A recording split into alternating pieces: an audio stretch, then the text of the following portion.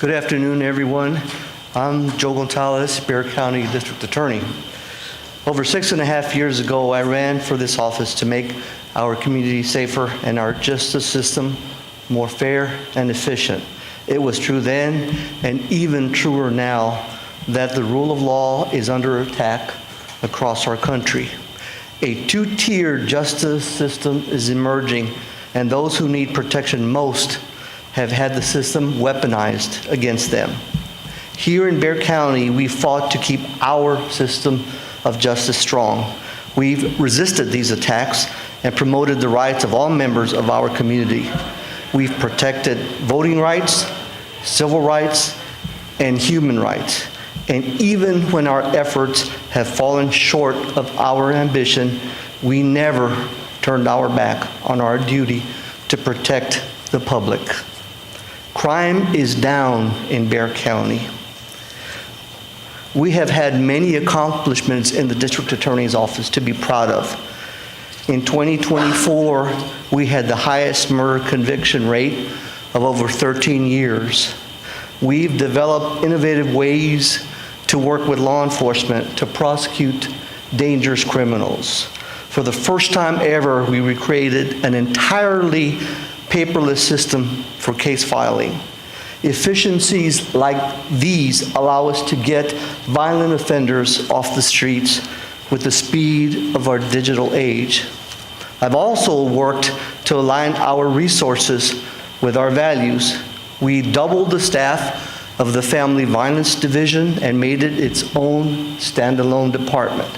We created the Civil Rights Division because, as I've said from the very beginning, no one is above the law and everyone deserves its protections.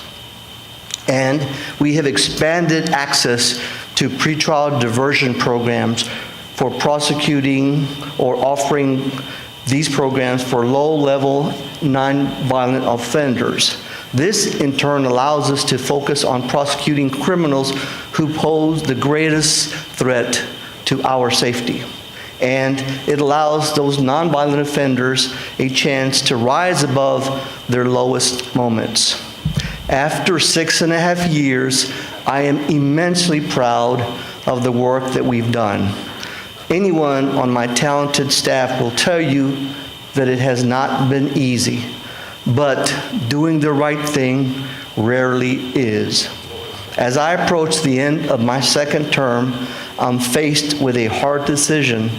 This job demands the best that I can give it, but it also demands extraordinary patience from my family. They have been unbelievably supportive of my public service, and it's for that reason that I'm making the decision to now support them. This will be my last term. I won't be seeking re-election. It has been the privilege of a lifetime to serve as your district attorney.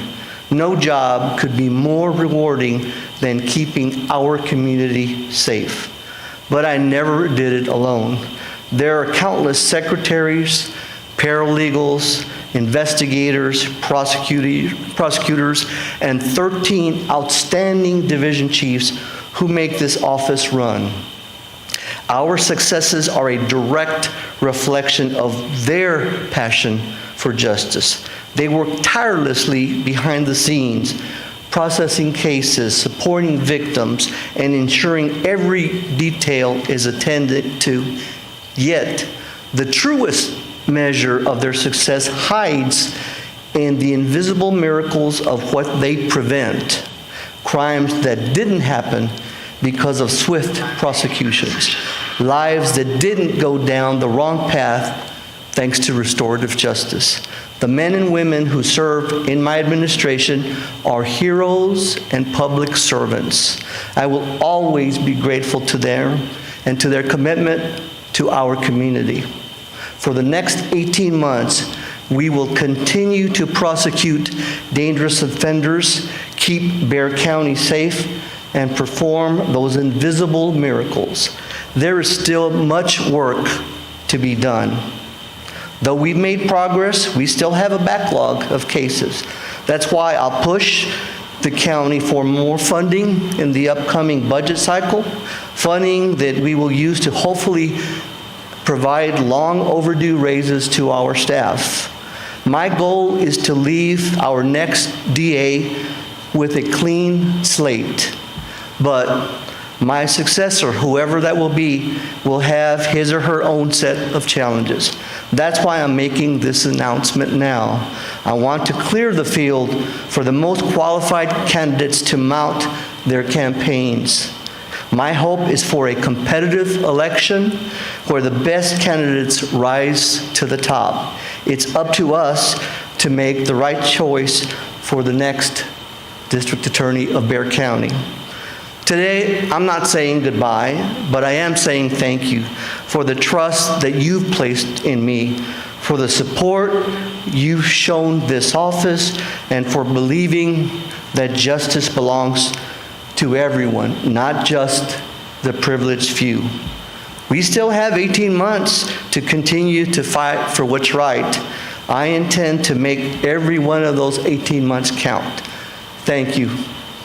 Ahora en español, como fiscal de distrito he decidido no correr nuevamente para una tercera vez.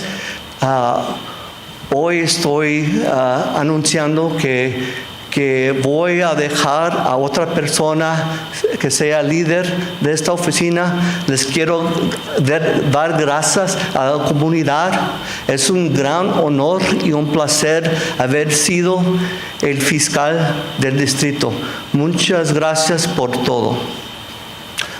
At this time, I'll take any questions that you may have. What was the reaction from some staff members when you told them earlier this afternoon, and how is this impacting their future here?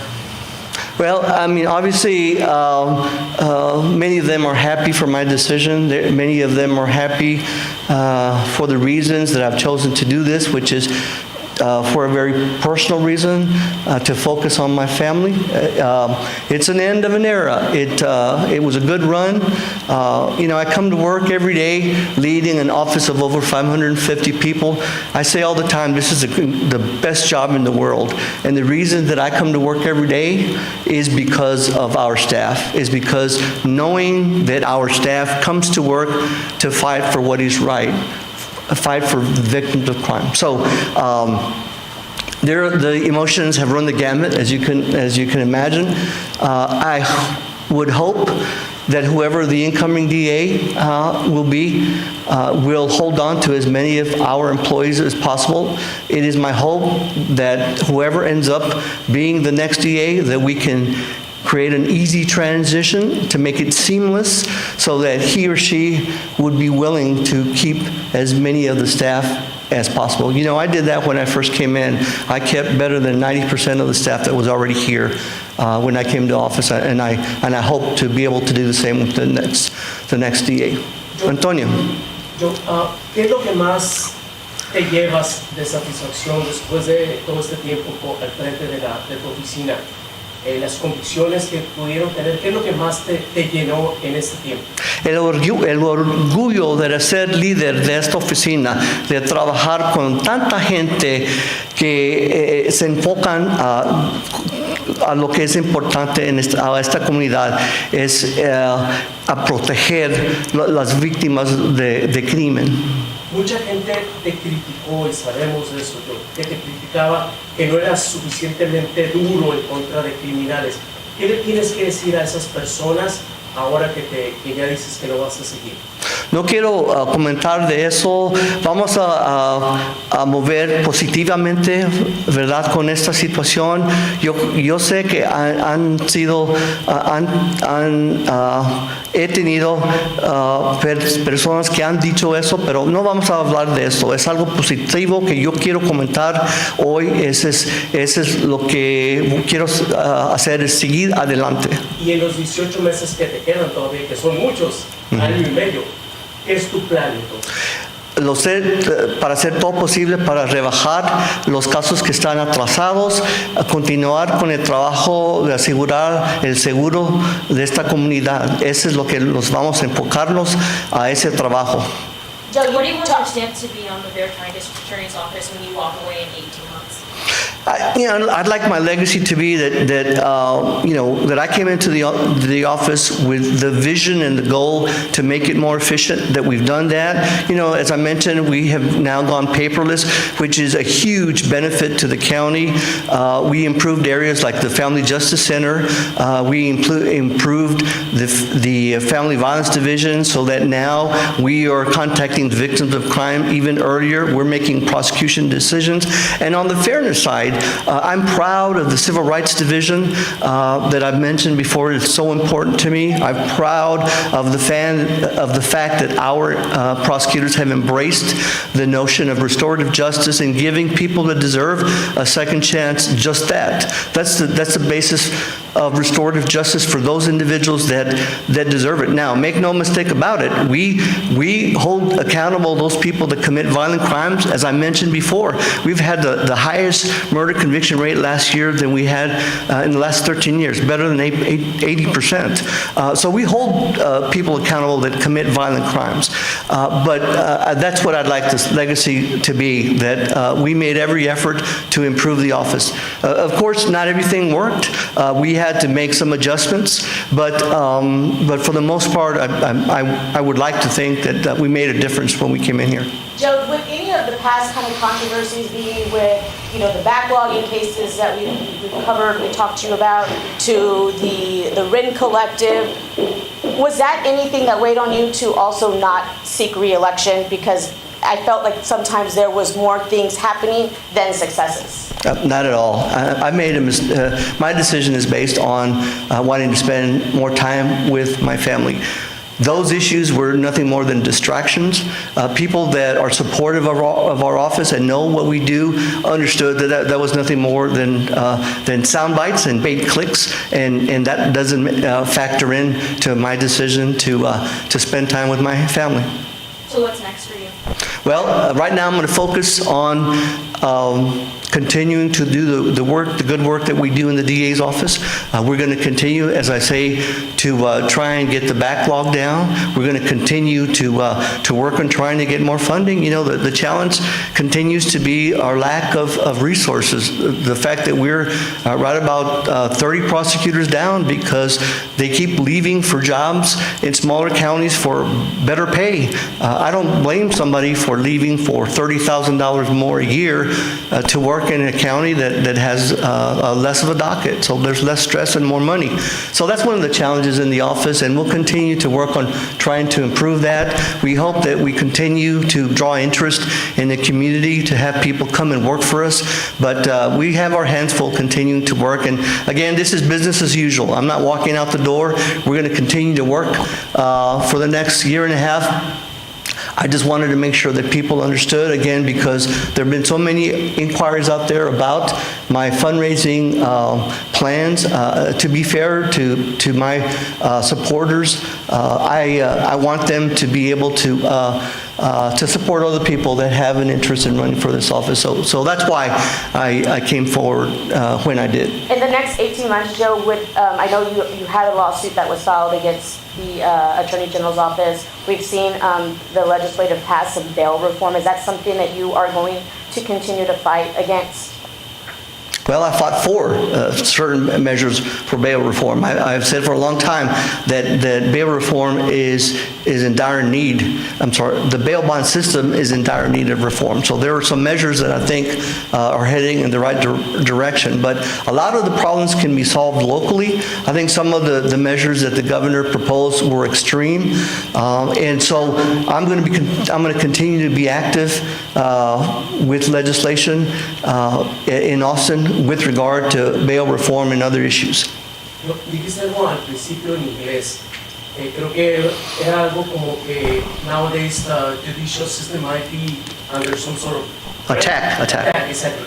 So, ¿qué quieres decir con eso? ¿Qué estás viendo ahorita en el sistema judicial?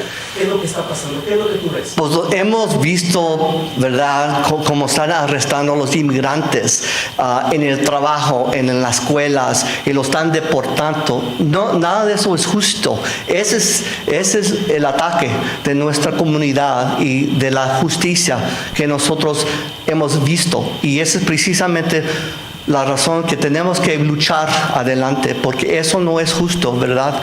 Que hagan ese tipo de acciones.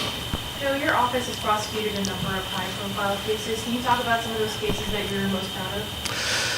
Well, I mean, we certainly have a number of cases. The one that comes to mind is finally resolving Janine Jones. That was a case that had been looming for years. Of course, Otis McCain was, well, I've said that I reserve the right to seek the death penalty only in the worst of the worst. Certainly that in my mind was one of the worst cases. And so that was a case where the jury where the defendant was subject to the death penalty. We have some current cases that are still unresolved, which is part of the reason we're going to continue to work for the next year and a half. We have several officer-involved shootings that I want to see to the end. Hopefully they will reach resolution before I finish my term. So there are a number of cases. Certainly anytime we have a victim of crime and we have next of kin that has survived a murder, we want to bring them justice. You know, in the last 6 months or so, we've had a number of cases where we've had large verdicts, 70-year verdicts, life sentences. And so that's the stuff that you rarely hear about, because that's not, that draws the attention of the 10 o'clock news. But we do good work in our office, and we're going to continue to do the everyday work of seeking justice and holding offenders accountable, even though they may not be sexy enough to make the 10 o'clock news. I know you have 18 months left, but what is your message to those victims' families that may be nervous with the potential of a new district attorney and the change that's coming? Well, I would say take solace in the fact that we still have a year and a half to do the work that we're doing, that we're going to continue to work hard on their cases, and that is my hope that we can make an easy transition of my successor. It is my hope that whoever ends up in this position, we can work with to hand over the cases that we are working on, so that justice is not delayed, so that we can go to court and we can resolve those cases in a timely fashion. Joe, Manzanos tuvo hoy una conferencia de prensa donde él pidió casi disculpas, porque él dijo que en el asesinato de Jones, el señor que no había habido un crimen de preferencia sexual. Hoy Manzano sale y dice no debía haber dicho eso. Eso es algo que va a resolver la oficina del fiscal. ¿Eso es cierto? A ustedes les va a tocar determinar si fue un crimen de odio o no. ¿Me puedes aclarar? Así es. Nosotros hacemos esos tipos de decisiones. La cosa es, con el caso como ese, la persona ya está enfrentando el máximo castigo de la cadena perpetua, y no hay ventaja acusarlo de un caso de odio, porque no aumenta el castigo. Y esa es la cosa, es que para hoy, como le digo, está enfrentando el máximo castigo. Sure. Nada más. Entonces, ¿tu oficina no agregaría el cargo de odio? Pues puede ser que sí, depende en los hechos del caso. No les quiero decir que no, pero tenemos que esperar hasta que archiven el caso con nosotros, okay? Look, what he's asking about is the Joe Gonzales case, whether or not we intend to charge it as a hate crime. Certainly this case is too premature to make that decision. The crime just happened last weekend, so it's going to take some time for law enforcement to fully and thoroughly investigate, and then at that, when their investigation is complete, they will file it in our office. The point I was trying to make is the man is already facing the maximum punishment, being charged with murder, and that is a maximum of 99 years to life. There is no advantage to alleging a hate crime because it's already at a first degree. In other words, you can't get higher than a life sentence or higher than 99. The only advantage would be is if, for example, a grand jury, I'm sorry, not a grand jury, but a regular jury, a petit jury as we call, would find him guilty of not a first degree but a second degree. And in that case, we could ask for a first degree punishment on a second degree conviction.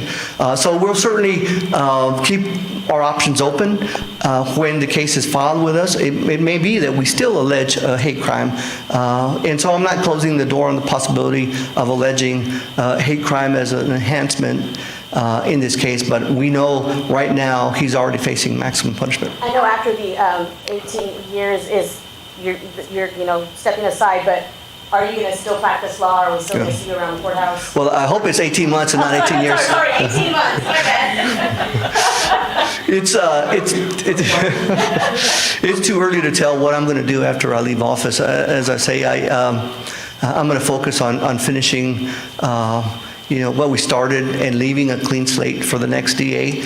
But I will tell you, I have several options open, and I say all the time, I'm 66 years, and most times I feel like I'm 46. So I still have some energy left. I still believe that I can continue to work, but it's time for me to do something different. It's time for me to pass the baton to somebody else and let somebody else take over. So, and again, I want to leave on a positive note. I will remind you that I had 2 different elections when I first ran and defeated my opponent decisively, both on the Democratic and Republican side, and then for re-election, again, I defeated my Republican opponent decisively. I want to leave on a high note, and so that's why I'm doing it now. That's why I'm doing it early. I'm giving anybody who's got an interest in running for this office an opportunity to apply for an open seat. I'm not in the way. I'm going to step aside. I'm going to give them an opportunity to convince the citizens of Bexar County whether or not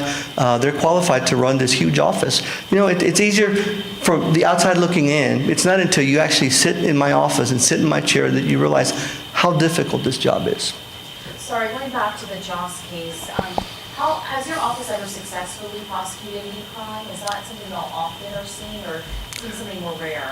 Actually, it's very rare. In the 6.5 years that I've been the DA, there's only one case that I recall that even remotely involved a hate crime. That was an individual that died, a victim that was on the Riverwalk, and the allegation was the defendant pushed a member of the LGBTQ community into the water, and that individual drowned. The problem is we had challenges in that case. For example, the victim could not swim. There was an issue about whether or not we can prove that the perpetrator actually pushed him in the water. That's the only time in the 6.5 years that I've been at the helm of this office that I can even remember a hate crime being filed in our office. So yes, it is very rare. And the Joss case has pulled national attention here to Bexar County. Are you feeling any pressure from any community about this? Not at all. At this point, our response is the case hasn't been filed, so there isn't anything for me to do just yet. So we'll wait.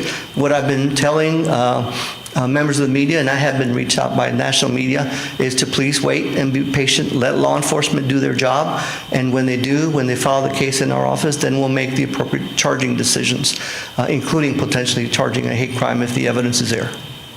Okay? Thank you very much.